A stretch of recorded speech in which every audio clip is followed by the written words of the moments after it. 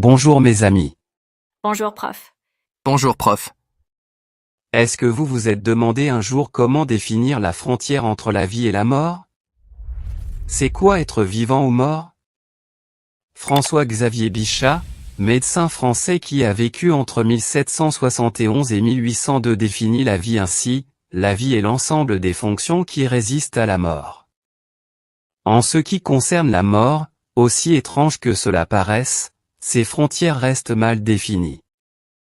Voici un sujet de dissertation philosophique pour ceux qui aiment bien cogiter. Un homme dans le coma depuis 1 an, s'il meurt sans avoir vécu cette période, était-il vivant ou mort pendant cette période? Pour moi, la réponse dépendra de la définition de la vie. 1. La vie, est-elle la conscience de vivre ou d'avoir vécu?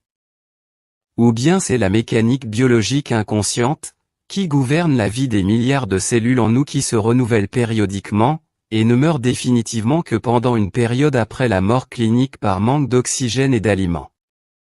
Ou plutôt la vie, c'est la perception de la respiration, il respire, donc il vit? 2. L'homme dans le coma s'est-il réveillé pendant de courts instants imperceptibles à ceux qui l'entourent? Ou a-t-il franchi la frontière sans retour, après un arrêt complet d'une durée déterminée sur cette frontière? Une boutade dit. Vous êtes mort quand votre médecin vous dit que vous l'êtes. On s'en remet donc, sans se poser de questions, au certificat de décès dressé par le médecin, attestant d'un arrêt cardio-respiratoire supposé être permanent.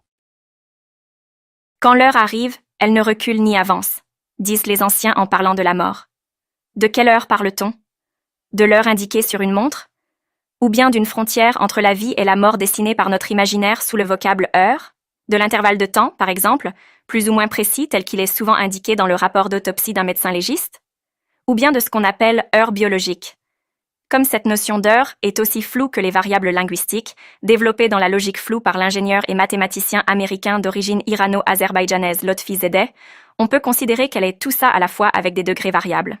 En effet, la logique floue est une branche des mathématiques et de l'informatique qui s'intéresse à la modélisation et au traitement de l'information incertaine ou imprécise.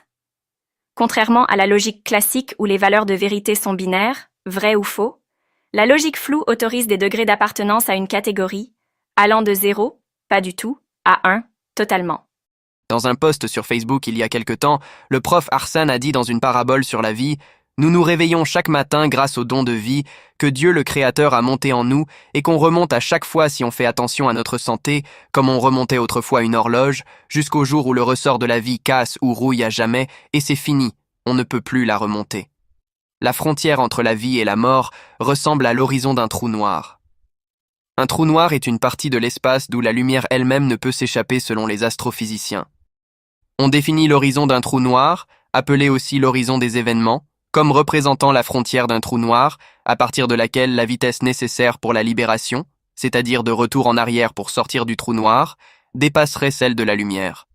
Donc c'est la frontière du trou noir, où tout retour en arrière pour lui échapper devient impossible, car cette vitesse est impossible à atteindre pour la matière. D'après la relativité restreinte d'Einstein, la vitesse de la lumière elle-même, qui est une constante fondamentale égale à 300 000 km par seconde, est la limite maximale dans tout l'univers, selon les connaissances actuelles. Par analogie avec l'horizon d'un trou noir, on peut dire que la fin de vie est une frontière, ou horizon des événements. Si elle est atteinte, elle doit être obligatoirement franchie. Il n'y a pas de retour en arrière exactement comme dans un trou noir dans l'univers. Cependant, cette frontière sans retour, que la science de réanimation ne cesse de repousser, n'est pas définie avec précision.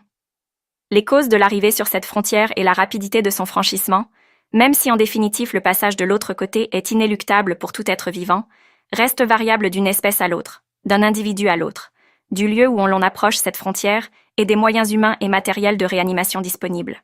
En effet, le passage de cette frontière sans retour était indiqué dans le passé par l'arrêt des battements du cœur ou l'arrêt de la respiration. Maintenant, on peut faire redémarrer le cœur et la respiration par une décharge électrique d'un défibrillateur. On peut même utiliser une oxygénation extracorporelle, sans besoin de battement de cœur et sans respiration par les poumons, et maintenir un individu plusieurs jours dans la frontière entre la vie et la mort, avec la possibilité de revenir en arrière. Selon le professeur en neurosciences à la Sorbonne, Stéphane Charpier, aujourd'hui on dispose, essentiellement en milieu hospitalier, de critères plus précis pour identifier les conditions physiopathologiques et cliniques qui annoncent une mort inéluctable ou avérée, mais sans pour autant pouvoir déterminer l'instant exact du décès.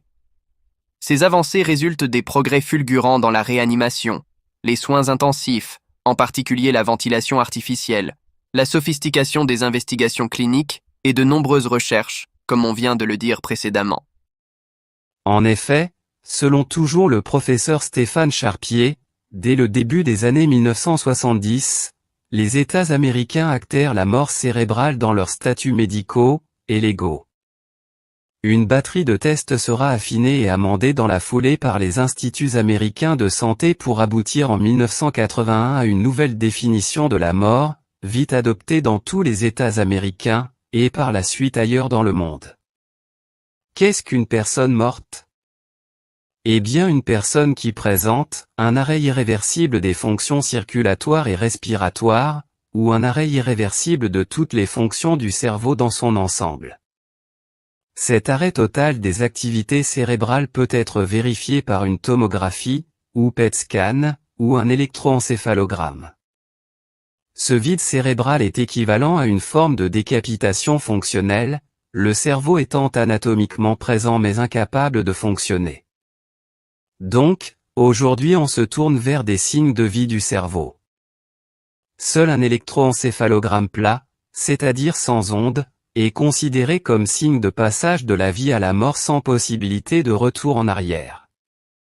Cette définition de la mort ne lève pas complètement les imprécisions et le doute, surtout pour le terme irréversible, car demain, rien n'interdit à la science de repousser encore cette frontière. Merci pour avoir regardé cette vidéo jusqu'à la fin, et à bientôt dans un autre sujet scientifique ou philosophique.